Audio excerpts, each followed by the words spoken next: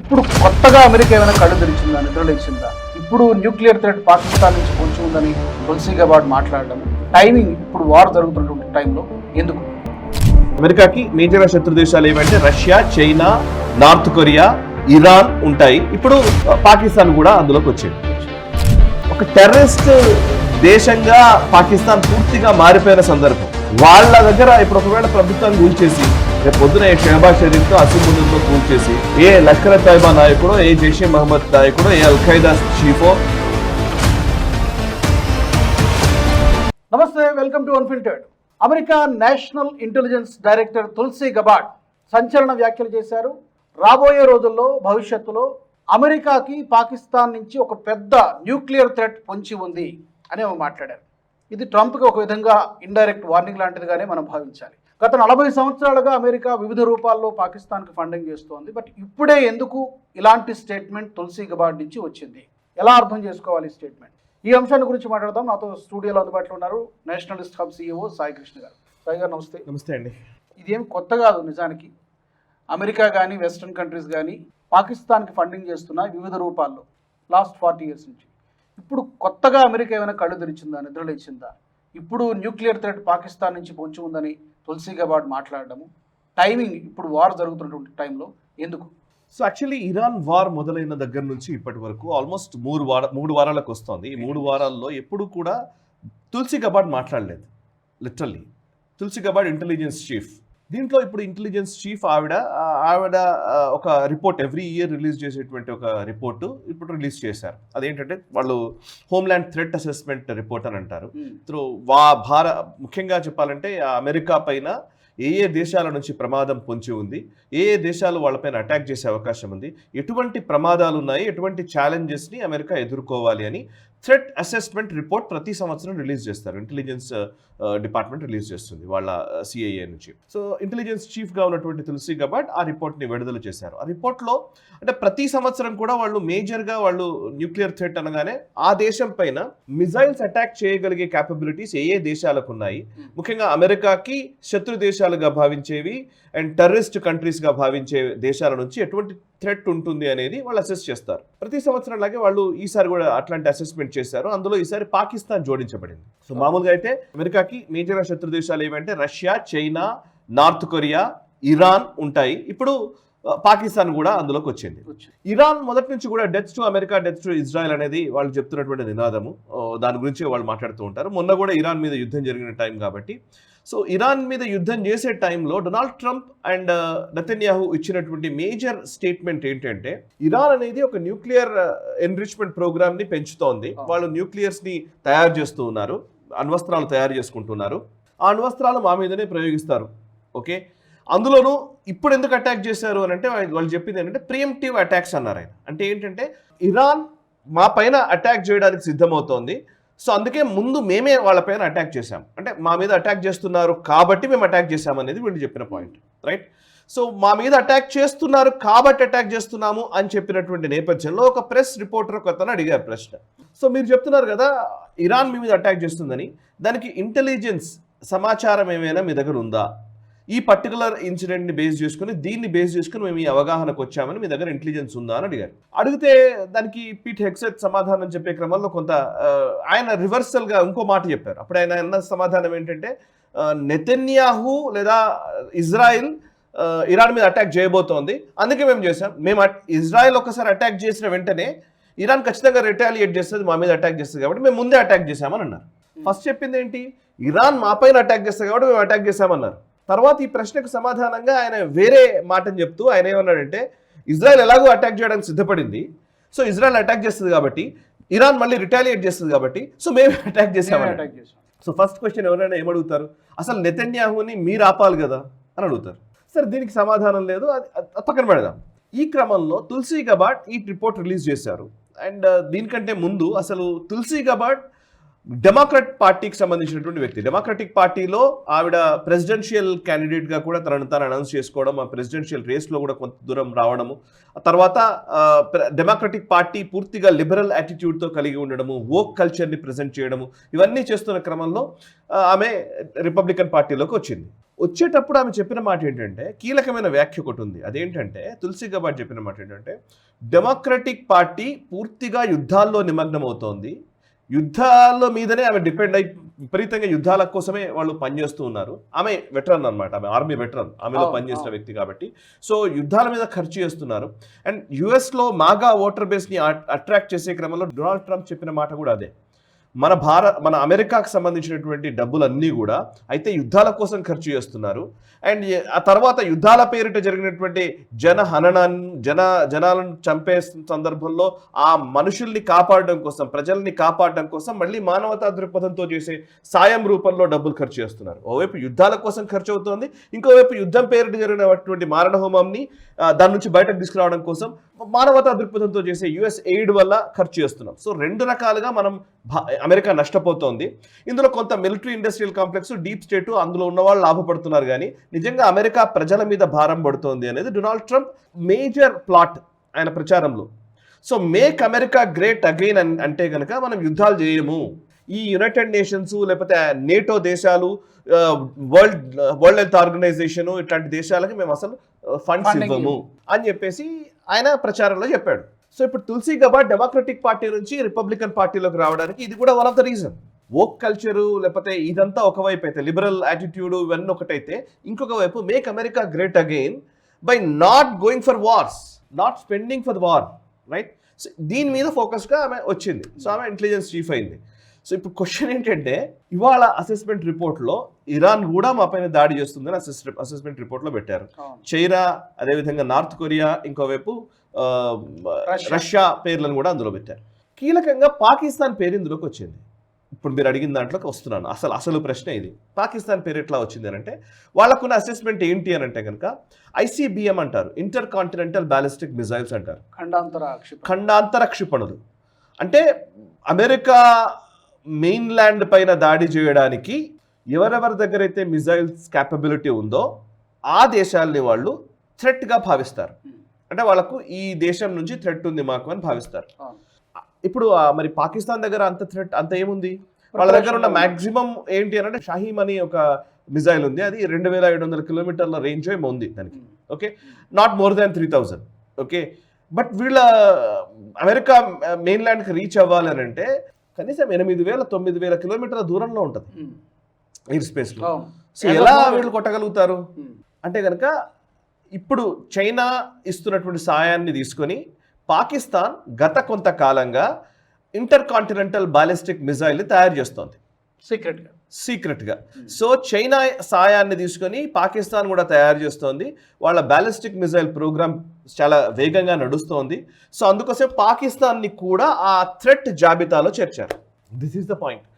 So ఇప్పుడు పాకిస్తాన్ నిజంగానే inter continental ballistic missile తయారు చేస్తుందా అంటే దీనికి కొన్ని ఆధారాలు కూడా ఉన్నాయి. మనం కూడా భారతదేశం కూడా 2024 అనుకుంటాను, ఒక 1.5 years క్రితము ముంబై దగ్గర ఒకటి అరేబియన్ ఓషన్లో చైనా నుంచి వస్తున్నటువంటి ఒక షిప్మెంట్ని మనం సీజ్ చేశాం.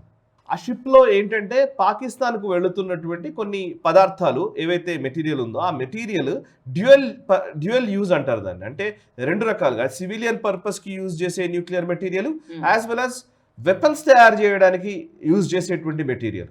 వాళ్ళేమో చెప్పేది సివిలియన్ పర్పస్ కోసం, న్యూక్లియర్ పవర్ ప్లాంట్స్ కోసము, పవర్ గ్రిడ్స్ కోసము, ఇంకోటో అని వాళ్ళు చెప్పారు. కానీ దానికోసం కదా, అంటే డ్యూయల్ పర్పస్ యూజ్ చేసేటువంటి మెటీరియల్ని ఆ షిప్మెంట్లో ఉండడంతో, ఆ షిప్లో ఉండడంతో దాన్ని మనం సీజ్ చేసాం. మన కోస్ట్ గార్డ్ పట్టుకొని సీజ్ చేశారు ముంబై దగ్గర అనుకుంటా, సబ్జెక్టివ్ కరెక్షన్. సో చైనా నుంచి ఇప్పటికి అంటే మనం సీజ్ చేసిన ఒక షిప్ మనం సీజ్ చేయగలిగామంటే మనకు ఆ సమాచారం వచ్చినట్టు, డెఫినెట్గా మనకు వచ్చిన సమాచారాన్ని బేస్ చేసుకుని మనం దాన్ని ఆపగలిగాం. మనం ఆపకుండా సముద్రం గుండా రకరకాల వేరే పద్ధతుల గుండా పాకిస్తాన్కి వెళ్ళిన మెటీరియల్ ఎంతనో మనకు తెలియదు. సో అప్పుడు కూడా నేను ఒక వీడియో చేశాను, పాకిస్తాన్ న్యూక్లియర్ మిజైల్స్ తయారు చేసుకోవడానికి ప్రయత్నం చేస్తోంది అని. చాలా ప్రయత్నాలు కంటిన్యూస్గా నడుస్తున్నాయని నేను అప్పుడు కూడా ఒక వీడియో చేశాను, ఇంతకుముందు రైట్ యాంగిల్లో చెప్పాను నేను. అండ్ వాళ్ళు అయితే అక్కడ కొన్ని ట్రెమర్స్ కూడా వచ్చాయి, వాళ్ళకు ప్రకంపనలు వచ్చినాయి, న్యూక్లియర్ టెస్టులు చేస్తున్నారు అనే కొన్ని ఉదంతాలు వచ్చాయి. అయితే అఫ్కోర్స్ IAEA వాళ్ళు చెప్పారా, ఇంటర్నేషనల్ అటామిక్ ఎనర్జీ ఏజెన్సీ ఏదైతే ఉందో వాళ్ళు చెప్పారు లేదు అట్లాంటిది ఏం లేదు, ఇప్పటివరకు అయితే ఏం రాలేదు, శాటిలైట్లో ఏమైతే కనిపించట్లేదు అని చెప్పారు. కానీ నాకు డౌట్ ఏంటంటే ఇంటర్నేషనల్ ఏజెన్సీస్ని కూడా చైనా మేనేజ్ చేయడం చాలా సందర్భాల్లో చూసాం. వరల్డ్ హెల్త్ ఆర్గనైజేషన్ కావచ్చు, IMFలు కావచ్చు, చాలా వాటిని చైనా మేనేజ్ చేస్తుంది. సో ఇప్పుడు ఈవెన్ IAEA కూడా మేనేజ్ చేసి ఉండవచ్చు. ఓకే, ఎవరో కీలక అధికారులు ఉంటారు, వాళ్ళు అసెస్మెంట్ చేస్తారు, అసెస్మెంట్లో ఏం జరగలేదని చెప్తారు. సో ఈ బ్యాలిస్టిక్ మిసైల్ టెస్ట్ జరుగుతూనే ఉంటుంది. సో పాకిస్తాన్కి చైనా ఇస్తున్నటువంటి సాయం గురించి మనకు తెలుసు. ఓకే, సో ఈ నేపథ్యంలో ఇప్పుడు కొన్ని డౌట్స్ రేజ్ అవుతున్నాయి. ఇప్పుడు ఈ థ్రెట్ అసెస్మెంట్ రిపోర్ట్ తోటి ఇంకా అది దృఢపడ్డాయి. సో ఇప్పుడు ఈ వాళ్ళ ఆర్గ్యుమెంట్స్ అన్నీ కూడా ఇప్పుడు బలోపేతం అయిపోయాయి. సో పాకిస్తాన్ నిజంగానే ఈ వాళ్ళు ICBM తయారు చేసుకునే స్థాయికి వాళ్ళు వెళితే మాత్రం డెఫినెట్గా అది టెర్రరిస్ట్ కంట్రీ. అది పాకిస్తాన్ థ్రెట్ అంటే ఏంటి? పాకిస్తాన్ ఎస్టాబ్లిష్మెంట్ ఏది చెబితే అది చేస్తుంది. అసీం మునీర్ కానీ, షహబాజ్ షరీఫ్ కానీ వైట్ హౌస్ నుంచి ఇగో మీరు రేపు పొద్దున్న లేవగానే బయలుదేరి వచ్చేసేయండి అంటే వచ్చేస్తారు. మీరు రేపంతా కూడా ఏం చేస్తారంటే ఎక్కడికి బయటకు వెళ్ళకుండా ఇంట్లోనే కూర్చోండి అంటే కూర్చుంటాడు షహబాజ్ షరీఫ్. ఓకే, ఒక 3-4 రోజులు మీరు భోజనం చేయదంటే చేయకుండా ఉంటాడేమో అసీం మునీర్, అమెరికా చెప్పింది అని అంటే. బట్ ప్రాబ్లం అది కాదు. ఒక టెర్రరిస్ట్ దేశంగా పాకిస్తాన్ పూర్తిగా మారిపోయిన సందర్భం. వాళ్ళ దగ్గర ఇప్పుడు ఒకవేళ ప్రభుత్వాన్ని కూల్చేసి రేపు పొద్దున ఏ షహబాజ్ షరీఫ్ను, అసీం మునీర్ను కూల్చేసి ఏ లష్కర్ తోయిబా నాయకుడో, ఏ జైషే మహమ్మద్ నాయకుడో, ఏ అల్ఖైదా చీఫో ఆ దేశాన్ని కబళించాడు అనుకోండి. ఇప్పుడు తాలిబాన్ ప్రభుత్వం ఏం జరిగింది? అట్లాగే ప్రభుత్వం మారిపోయింది అనుకోండి, అయిపోయింది. న్యూక్లియర్ వెపన్స్ టెర్రరిస్ట్ చేతుల్లోకి వెళ్ళిపోయినట్టే. సో వాళ్ళకి అవన్నీ మనం ఊహించుకోవాలి, అవన్నీ మనం జాగ్రత్తగా మనం పరిశీలించాల్సి ఉంటుంది. సో అందుకోసం పాకిస్తాన్ చేతుల్లోకి వచ్చింది అని అంటే మాత్రం it is going to be very big threat, చిన్నది కాదు. అయితే ఇప్పుడు ఈమె అఫీషియల్గా నేషనల్ ఇంటెలిజెన్స్ డైరెక్టర్ కాబట్టి అందులో మాట్లాడినటువంటి కార్యక్రమం కూడా అఫీషియల్ ప్రోగ్రామ్ అది కాబట్టి వ్యక్తిగత అభిప్రాయంగా కొట్టిపారడానికి లేదు. ఈ నిర్ణయం వలన భవిష్యత్తులో పర్టికులర్గా ఈ యుద్ధం విషయంలో ట్రంప్ తీసుకున్నటువంటి నిర్ణయాల్లో ఏమైనా మార్పు ఉంటుందా? పర్టికులర్గా పాకిస్తాన్కి సపోర్ట్ చేసేటువంటి విషయంలో, ఫండింగ్ చేసేటువంటి విషయంలో రకరకాల రూపంగా ఫండింగ్ చేస్తుంది. IMF ద్వారానో లేకపోతే గ్రే లిస్ట్ నుంచి తీసేయడం వలన డైరెక్ట్లీ ఆర్ ఇండైరెక్ట్లీ పాకిస్తాన్కి సపోర్ట్ చేస్తుంది అమెరికా. ఇప్పుడు అది ఆగిపోతుందా? సో ఇప్పుడు రెండు ఉంటాయి ఇందులో. ఒకటి ఏంటంటే పాకిస్తాన్ ఎస్టాబ్లిష్మెంట్ చేసేటువంటి సాయం ఒకటి, అండ్ దానివల్ల మనకేం వస్తుంది అనే ఒక లెక్కలు రెండోది, రైట్? సో మొదటి నుంచి కూడా Pakistan is the పర్పట్ of America, దాంట్లో డౌట్ ఏం లేదు. అది పాకిస్తాన్లో ఉన్నటువంటి మెయిన్ ఎస్టాబ్లిష్మెంట్ అంతా కూడా అమెరికా కనుసన్నల్లో నడిచిన వాళ్ళే. సో ఇప్పుడు తాలిబాన్లను కంట్రోల్ చేయాలన్నా, తాలిబాన్లను రెచ్చగొట్టే విధంగా వాళ్ళని తయారు చేయాలన్నా, టెర్రరిజం వాళ్ళకు అనుకూలంగా, అమెరికాకు అనుకూలంగా టెర్రరిజంని మలచాలన్నా, ఇవన్నీ కూడా పాకిస్తాన్ చేస్తూ వచ్చినాయి. అండ్ పాకిస్తాన్ ఎప్పుడు కూడా డ్యూప్లిసిటీ, దాని వాళ్ళకు ఉన్నదంటే హిపోక్రసీ. రెండు రకాల విధానాలు ఉంటాయి వాళ్ళకి. ఒకటేమో అమెరికా, ఇప్పుడు ఫర్ ఎగ్జాంపుల్ చూస్తే ఇరాన్, ఇజ్రాయెల్ ఉందనుకోండి, ఇజ్రాయెల్ విషయంలో, యహూదీల విషయంలో మాత్రం పాకిస్తాన్ విపరీతమైన స్టేట్మెంట్స్ ఇస్తూ ఉంటుంది. ఓకే, ఇజ్రాయెల్కి వ్యతిరేకమైన స్టేట్మెంట్స్ పాకిస్తాన్ ఎస్టాబ్లిష్మెంట్ దగ్గర నుంచి ప్రతి ఒక్కళ్ళు ఇస్తూ ఉంటారు. రెండో వైపు ఇజ్రాయెల్ అమెరికా చేసినటువంటి దాడిలో, ఇరాన్ మీద చేసినటువంటి దాడికి పాకిస్తాన్ ఎయిర్ స్పేస్ని ఇచ్చారు. పాకిస్తాన్ ఎయిర్ స్పేస్ని వాడుకొనే ఇరాన్ మీద అటాక్ చేసింది అమెరికా, రైట్? సో ఒకవైపు అమెరికా ఇరాన్ మీద చేసినటువంటి దాడికి మద్దతు పలుకుతూనే, ఇంకోవైపు ఇరాన్ విషయంలో నెగటివ్గా అటు మద్దతు పలుకుతూనే ఇంకోవైపు షియా వాళ్ళ ప్రొటెస్ట్లకి అనుమతిస్తుంది. ఓకే, షియాలు ప్రొటెస్ట్ చేసి అమెరికన్ ఎంబసీ మీద దాడి చేస్తే అక్కడ చనిపోయారు. విపరీతమైన ఒక రకమైన రక్కస్ నెలకొంది, అక్కడ కేవస్ నెలకొంది కరాచీలో ఎంబసీ మీద దాడి చేస్తే. సో ఆ కరాచీలో ఎంబసీ మీద దాడిని వదిలేస్తుంది ఎస్టాబ్లిష్మెంట్, పర్వాలేదు చేసుకోండి అని. అమెరికాకు వ్యతిరేకంగా దాడి చేయించేది పాకిస్తానే, at the same time America దాడి చేయడానికి ఉపకరించేది పాకిస్తానే. హిపోక్రసీ. రెండో వైపు ఇప్పుడు తాలిబాన్ రెజీమ్ ఉందనుకోండి, తాలిబాన్ రెజీమ్ని రష్యాకి అగేన్స్ట్గా ఈ ఒసామా బిన్ లాడెన్ని వీళ్ళందరికీ కూడా ట్రైనింగ్ క్యాంప్స్ పెట్టి వాళ్ళని ట్రైన్ చేసి వాళ్ళకి వెపన్స్ ఇచ్చి డబ్బులు ఇచ్చి రష్యాకి అగేన్స్ట్గా కొట్లాడించారు. అప్పుడు అమెరికాకి పూర్తిగా పాకిస్తాన్ ఉపయోగపడింది. So same terrorist factory Al Qaeda, Osama bin Laden తర్వాత అమెరికా ట్విన్ టవర్స్నే కూల్చిన తర్వాత అదే బాంబార్డ్మెంట్ చేసింది మళ్ళీ. సో ఆ బాంబార్డ్మెంట్ చేయడానికి, ఆఫ్ఘనిస్తాన్ మీద దాడి చేయడానికి, విపరీతంగా బాంబార్డ్ చేయడానికి పాకిస్తాన్ ఉపయోగపడింది. పాకిస్తాన్ ఎయిర్ స్పేస్ ఇచ్చింది, పాకిస్తానే ఉపయోగపడింది. ఎవరైతే హక్కానీ బ్రదర్స్, ఈ తాలిబాన్లకు సంబంధించిన నాయకులు అందరూ కూడా పాకిస్తాన్ పప్పెట్సే ఉండేది. బట్ మళ్ళీ వాళ్ళని కూల్చడానికి, వాళ్ళని హతమార్చడానికి, వాళ్ళని విధ్వంసం క్రియేట్ చేయడానికి ఆఫ్ఘనిస్తాన్లో ఇదే పాకిస్తాన్ ఉపయోగపడింది. సో వాళ్ళకి కావాల్సింది ఏంటి అని అంటే కనుక కొంతమంది ఇప్పుడు ఎట్లా అంటే పాకిస్తాన్ నేను ఎలా చూస్తానంటే, మనం పాత సినిమాల్లో వాటిల్లో చూస్తుంటాం, మాస్ సినిమాల్లో ఒక విలన్ ఉంటాడు. ఒక విలన్ ఏం చేస్తాడంటే కొంతమంది రౌడీల్ని పెట్టుకుంటాడు, ఆకు రౌడీల్ని. ఒకడేమో డబ్బులు ఇస్తే చెయ్యి కాలు తీసేవాడు ఉంటాడు, ఒకడేమో చంపేసేవాడు ఉంటాడు. ఈ విలన్ పక్కన ఉండే మనుషులు. విలన్ ఏమో మంచిగా సూటు బూటు వేసుకుని ఒక పొలిటీషియన్ లాగా నడుస్తూ ఉంటాడు, రైట్? ఖద్దరు బట్టలు వేసుకుని పొలిటీషియన్ లాగా తిరుగుతూ ఉంటాడు. కానీ ఇతన్ని మాత్రం చాలా మంచివాడు అన్నట్టు కనబడుతుంటుంది. బట్ చేయించేదన్నీ సుపారీ ఇచ్చి రౌడీలు ఉంటారు చూసారా? సో సుపారీ రౌడీలంతా కూడా పాకిస్తాన్ని రిప్రజెంట్ చేస్తారు. సో అమెరికా ఏం చేయాలనుకుంటే అవి చేయడానికి ఒక సుపారీ దేశం ఏదైనా ఉందంటే అది పాకిస్తాన్. అదే యాక్చువల్గా ఖవాజా ఆసిఫ్ కొద్ది రోజుల కింద స్టేట్మెంట్ అదే కదా, అమెరికా పాకిస్తాన్ని ఒక టాయిలెట్ పేపర్ లాగా వాడుకొని వదిలేసిందని చెప్పి. Exactly that is what happening. So మనం చాలా సంవత్సరాలు చూస్తున్నాం మనం ఇది. పాకిస్తాన్ వాళ్ళకి కేవలం మీరు టాయిలెట్ పేపర్ కంటే దారుణంగా, సో టాయిలెట్ పేపర్ కంటే కూడా హీనం. ఈవెన్ పాకిస్తాన్ కూడా అంతే. వాళ్ళకు పాకిస్తాన్ కూడా కావాల్సింది ఏంటి? పాకిస్తాన్ అంటే ఇట్ ఈస్ నాట్ మనం మామూలుగా అన్ని దేశాల్లాగా ఒక సావరెన్ దేశంగా పాకిస్తాన్ని చూడకూడదు ఎప్పుడు కూడా. పాకిస్తాన్ ఎస్టాబ్లిష్మెంట్లో ఉండేటువంటి కొంతమంది నాయకులు, కొన్ని కుటుంబాలు, ఆ ఎస్టాబ్లిష్మెంట్లో ఉండేవాళ్ళు ఒక పొలిటికల్ లీడర్షిప్ ఒకటి ఉంటుంది. 2-3 కుటుంబాలు ఉంటాయి. షరీఫ్ కుటుంబము, భుట్టో కుటుంబము, ఇట్లా 2-3 కుటుంబాలు ఉంటాయి. ఆ కుటుంబాలను నడిపిస్తుంటాయి రాజకీయాల్ని. ఇంకోవైపు ఒక ఆర్మీకి సంబంధించినటువంటి లీడర్స్ కొంతమంది ఉంటారు. వాళ్ళందరూ ఆర్మీలో ఎస్టాబ్లిష్ అయిన వాళ్ళందరూ మేజర్ నాయకులందరూ అవుతుంటారు. ఆర్మీ, ఐఎస్ఐ, పొలిటికల్ లీడర్షిప్, ఈ 3-4 కలిస్తే పాకిస్తాన్. సో వీళ్ళ చేతిలోనే కంట్రోల్ అంతా ఉంటుంది. దీనికి భిన్నంగా కింద స్థాయిలో ఉండేటువంటి వాళ్ళు, ఇది టెర్రరిస్ట్ ఫ్యాక్టరీలు, ఫ్యాక్టరీ అని అంటున్నాను నేను. అన్నమాట టెర్రరిస్ట్ ఫ్యాక్టరీ అది లిటరల్గా చెప్పారంటే. ఎంతమంది టెర్రరిస్టులు కావాలంటే అంతమంది ప్రొడ్యూస్ చేయాలి, పంపించాలి. అటు కొంతమంది ఆఫ్ఘనిస్తాన్కి పంపించు, కొన్ని కాశ్మీర్కి పంపించు, కొంతమంది ఇండియాలోకి పంపించు, ఏదంటే అది నీ ఇష్టం. సో ఇప్పుడు చైనా డబ్బులు ఇస్తే చైనాకి మొత్తం బలూచిస్తాన్ అప్పచెప్పేశారు. సిపిఈసి కారిడార్ కోసం చైనా డబ్బులు ఇచ్చింది, అప్పచెప్పేశారు. ఓకే, అమెరికా కొంతకాలం డబ్బులు ఇచ్చింది, అమెరికాకి అప్పచెప్పేశారు. సరే, అమెరికాకు తోటి నడవలేదు కాబట్టి ఇమ్రాన్ ఖాన్ వచ్చిన తర్వాత చైనాకి అప్పగించేశాడు మొత్తం. సో ఎవరో ఒకరు వాడుకోవడానికి పాకిస్తాన్ ఒక ఆట స్థలం. డబ్బులు ఇస్తే చాలు, ఫండింగ్ ఇస్తే చాలు, అంతే కదా మరి. సో అట్లాంటి ఆట స్థలం చేతిలో ఇంటర్ కాంటినెంటల్ బ్యాలిస్టిక్ మిజైల్ లాంటిది ఉంటే పరిస్థితి ఏంటి అనేది ఇప్పుడు అమెరికా బాధ. సో ఈవెన్ డొనాల్డ్ ట్రంప్ కూడా గతంలో అన్నది అదే, పాకిస్తాన్ మనం ఇష్టం వచ్చినట్టు డబ్బులు ఇచ్చాం, అనవసరంగా ఇచ్చాం, వాళ్ళు మనకు థ్రెట్ అయి కూర్చుంటారు చాలాసార్లు అని. ఈవెన్ చైనా విషయంలో కూడా అదే వాళ్ళు అన్నారు. చైనాకి పూర్తిగా మనము వాళ్ళ డెవలప్మెంట్కి మనమే కారణమయ్యాము. సో వాళ్ళు చూడండి, చైనా ఇప్పుడు మాట వినే పరిస్థితుల్లో లేదు, సూపర్ పవర్ అయిపోవాలనుకుంటోందని అమెరికా అంటారు. So what ever it may, America ఏమైనా తక్కువ చేసిందనంటే అమెరికా కూడా అంతే. హిజ్బుల్లాలకు డబ్బులు ఇచ్చారు వీళ్ళే. ఇరాన్ న్యూక్లియర్ వెపన్స్ తయారు చేసుకోవడానికి మొదటి నుంచి ఉన్నటువంటి మేజర్ టెక్నాలజీ ఇచ్చింది వీళ్ళే.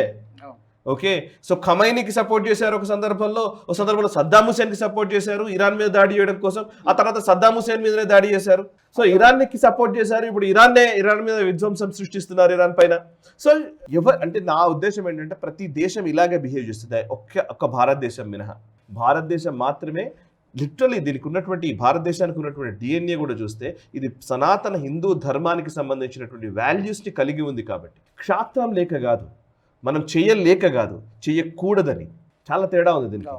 సో చెయ్యకూడదు అని ఇలాంటి విస్తారవాదము, లేకపోతే ఆధిపత్య ధోరణి, ఒక రకంగా చెప్పాలంటే ఒక బయట దేశాలని కబళించాలనే దృక్పథం, విస్తరణ కాంక్ష లేదు, కబళించాలనే దృక్పథం లేదు. ఓకే, సో ఇట్లాంటి కొన్ని కారణాల వల్ల భారతదేశపు డిఎన్ఏ సో ఒక సచ్చీలతో కూడినటువంటి దౌత్యాన్ని నడుపుతూ వచ్చాం మనం. ఇరాన్కి సంబంధించిన జొరాస్ట్రియన్ తెగ వాళ్ళు చాలా మంది ఇక్కడ మన దేశానికి పార్సీలు వస్తే వాళ్ళకి ఆశ్రయం కల్పించాం. జ్యూస్ వస్తే వాళ్ళకి ఆశ్రయం కల్పించాం. ఈ దేశంలో చాలా సుఖంగా ఉన్నారు వాళ్ళు. యూదుల మీద దాడులు జరగని దేశం ఏదైనా ఉందంటే ప్రపంచంలో అది భారతదేశం మాత్రమే. పార్సీలను కూడా హక్కున చేర్చుకున్నటువంటి దేశం భారతదేశమే. దాడులు చేసిన ఇస్లామిక్ ఇన్వేడర్స్ ఎంతమంది వచ్చినా కూడా ముస్లిం ఒక మతాన్ని మనం చాలా దగ్గర సోదర భావంతోనే చూస్తాం ఇప్పటికీ. సో క్రిస్టియానిటీ, సెయింట్ థామస్ టైంలో క్రిస్టియానిటీ భారతదేశంలోకి వచ్చింది అంటారు. సో ఇప్పటికీ అది ఫ్లరిష్ అవుతుంది. బికాస్ హిందూస్ ఉన్నారు కాబట్టి ఇది ఫ్లరిష్ అవుతోంది అనేది అర్థం చేసుకోవాలి. సో అందుకే మిగతా దేశాలన్నీ కూడా కేవలం వాళ్ళ రాజ్య విస్తరణ కాంక్షతోటి, సామ్రాజ్యవాద దృక్పథంతో, వాళ్ళ అహంకార ధోరణితోటి నడుస్తూ ఉంటాయి. కాబట్టి వాళ్లకు ఈ మొరాలిటీస్ ఉండవు. టెర్రరిస్టులకు ఫండ్స్ ఇస్తారు, మిలిటరీకి ఫండ్స్ ఇస్తారు, కావాలంటే యుద్ధం చేసి అందులో నుంచి ఆయుధాలు అమ్ముకుంటారు. ఓకే, కావాలంటే ఆ యుద్ధం నుంచి ఏదో ఒక లబ్ధి పొందడం కోసం ప్రయత్నాలు చేస్తారు. ఓకే, ఇప్పుడు ఇరాన్ మీద దాడి జరుగుతోంది. ఇరాన్ మీద దాడి జరుగుతుంటే ఆయిల్ వెల్స్ మీద వాటి మీద దాడి చేయొద్దు అని చెప్తున్నాడు. ఎందుకంటే ఆయిల్ అవసరం అమెరికాకి. సో ఆ వెల్త్గా చూస్తాడు వాడు. సో పాయింట్ అదే. సో అక్కడ యుద్ధం ఏం జరిగింది, వాళ్ళ కల్చర్ ఏంటి, వాళ్ళ సివిలైజేషన్ ఏంటి, దాంతో సంబంధం లేదు. సో ఈ విషయాలు మనం అర్థం చేసుకోవాలి. ఇప్పుడు సరే ఓకే, అమెరికాకి పాకిస్తాన్ తోటి థ్రెట్ ఉంది అని అన్నప్పుడు డెఫినెట్లీ దీన్ని మనం ఎక్స్ప్లాయిట్ చేయాలి. డెఫినెట్గా దీన్ని మనం ఇంకా కొంచెం పుష్ చేయాలి. పాకిస్తాన్ చేసినటువంటి టెర్రరిస్ట్ విధానాలు, లేకపోతే వాళ్ళ దగ్గర ఉన్నటువంటి బ్యాలిస్టిక్ మిజైల్స్, దానికి సంబంధించినటువంటి వాటి మీద మనం కూడా పుష్ చేయాలి. పుష్ చేసి ఎస్ మళ్ళీ పాకిస్తాన్ని గ్రే లిస్ట్ నుంచి బ్లాక్ లిస్ట్లోకి తీసుకొచ్చే ప్రయత్నం చేయాలి. సో ట్రంప్ పై కూడా ఒత్తిడి పెరుగుతున్నట్టుగా ఉంది ఇంటర్నల్గా. ట్రంప్ పైన ఒత్తిడి అనే కంటే కూడా డొనాల్డ్ ట్రంప్ ఆయనకు ఒత్తిడి కంటే కూడా ఆయన ఆలోచనలే ఆయనకు ప్రమాదం. లిటరల్గా మాట్లాడితే ఆయన ఎలా బిహేవ్ చేస్తున్నాడు, ఆయన యాటిట్యూడ్ ఇస్ ద ప్రాబ్లం. లిటరల్గా మాట్లాడితే ఎవరితో ఎట్లా మాట్లాడుతూ అసీం మునీర్ని పిలిచేసి ఈజ్ ఎ గుడ్ మ్యాన్ అంటాడు. జొలానీ సిరియా అధినేత బషర్ అల్ అసద్, అతన్ని పక్క జరిపేసి అతన్ని తీసుకెళ్ళి ఇప్పుడు రష్యాలో ఎగ్జైల్లో ఉన్నాడు. బషర్ అల్ అసద్ ప్లేస్లో వచ్చినవాడు జొలానీని తీసుకొచ్చారు. అతను కూడా యునైటెడ్ నేషన్స్ డెసిగ్నేటెడ్ టెర్రరిస్ట్. అతన్ని గుడ్ మ్యాన్ అంటాడు. సో ఖతార్లో టెర్రరిస్ట్ యాక్టివిటీస్ ఏమీ లేవు, అంత చాలా అమాయక దేశం అంటాడు ఖతార్ని. సో ఆయనకి ఇష్టం వచ్చింది చేస్తూ ఉంటాడు. ఇవాళ జెలెన్స్కీ వచ్చాడు. జెలెన్స్కీ వచ్చినప్పుడు లాస్ట్ ఇయర్ జెలెన్స్కీని విపరీతంగా అవమానించినటువంటి డొనాల్డ్ ట్రంప్ ఇవాళ జెలెన్స్కీ సాయం అడుగుతుంది అమెరికా. రష్యా యుక్రెయిన్ యుద్ధంలో ఏదైతే షాహీద్ డ్రోన్స్ని వాడిందో రష్యా, దాన్ని ఎదుర్కొన్నటువంటి నేపథ్యం యుక్రెయిన్కు ఉంది. సో యాంటీ డ్రోన్ సిస్టమ్ కావచ్చు, లేదా డ్రోన్స్ క్యాపబిలిటీస్ విషయంలో ఉక్రెయిన్ ఈ మధ్య కాలంలో సమర్థత పెంచుకుంది. సో ఇప్పుడు ఉక్రెయిన్ గల్ఫ్లో సాయం చేయాలంటారు. సో నిన్న జపాన్ ప్రధాని వైట్ హౌస్కి వస్తే ఎప్పుడో పల్ హార్బర్ పైన జరిగిన దాడిని ఇవాళ ఉటంకిస్తున్నాడు ఆయన. సో అంటే పాయింట్ ఏంటంటే ఆయన ఎప్పుడు ఏది మాట్లాడుతున్నాడో అర్థం కాకుండా పరిస్థితి ఉంది. పాకిస్తాన్ విషయంలో అంతకుముందు మొత్తం పాకిస్తాన్కి అంతా అమెరికానే నిధులు ఇచ్చింది, అంతా వేస్ట్ ఆఫ్ మనీ అని అన్నవాడు ఇవాళ పాకిస్తాన్ అధినేత లేదా పాకిస్తాన్కి సంబంధించి ప్రైమ్ మినిస్టర్ షహబాజ్ షరీఫ్ని ఈ గాజా పీస్ అకార్డ్లో పెట్టుకుంటా అంటాడు, పీస్ బోర్డులో పెడతా అంటాడు. అసీం మునీర్ ఏమో సూట్ కేసులో రేరెట్స్ పట్టుకొని వచ్చి ఈయనకు మార్కెటింగ్ చేస్తున్నాడు. వాళ్ళు గ్రేట్ లీడర్స్ అంటాడు, డిన్నర్కి పిలుస్తాడు. సో ఆయనకున్న డొనాల్డ్ ట్రంప్ ఉన్నటువంటి ఒక మ్యావరిక్ నేచర్, ఆయనకున్నటువంటి ఒక రకమైనటువంటి ఒక యాటిట్యూడ్ తోటి నిజంగా అమెరికా ఇబ్బంది పడుతోంది. వాళ్ళు ఎట్లాంటి రిపోర్ట్ ఇస్తే ఏమవుతుందో అర్థం కాని పరిస్థితిలో ఉంది. సో మరింత కష్టాల్లో ముంచేస్తున్నాడు, ఏమవుతుందో తెలియదు. Thank you so much Sai garu. Thank you. ఇది ఇవాళ అన్ఫిల్టర్డ్ ఎపిసోడ్. మరి ఈ ఎపిసోడ్కి సంబంధించి మీ వాల్యుబుల్ ఫీడ్బ్యాక్ని తప్పకుండా కామెంట్స్ రూపంలో తెలియచేయండి. అలాగే ఈ అన్ఫిల్టర్డ్లో ఇంకేదైనా ప్రత్యేకమైనటువంటి అంశాన్ని చర్చించాలని మీరు భావిస్తే తప్పకుండా అది కూడా మీరు కామెంట్స్ ద్వారా మాకు తెలియచేయచ్చు. వచ్చే ఎపిసోడ్లో మరొక ఇంట్రెస్టింగ్ టాపిక్తో మళ్ళీ కలుద్దాం. జై హింద్. ఈ వీడియో మీకు నచ్చినట్టయితే లైక్ చేయండి, 10 మందికి షేర్ చేయండి. అలాగే కామెంట్ల రూపంలో మీ అభిప్రాయాలను మాతో పంచుకోండి. Nationalist hub group of channels ను సబ్స్క్రైబ్ చేసుకుని తెలుగునాట జాతీయవాద జర్నలిజాన్ని ప్రోత్సహించండి. ఈ వీడియో కింద ఉన్న బెల్ ఐకాన్ పై క్లిక్ చేయడం మర్చిపోవద్దు.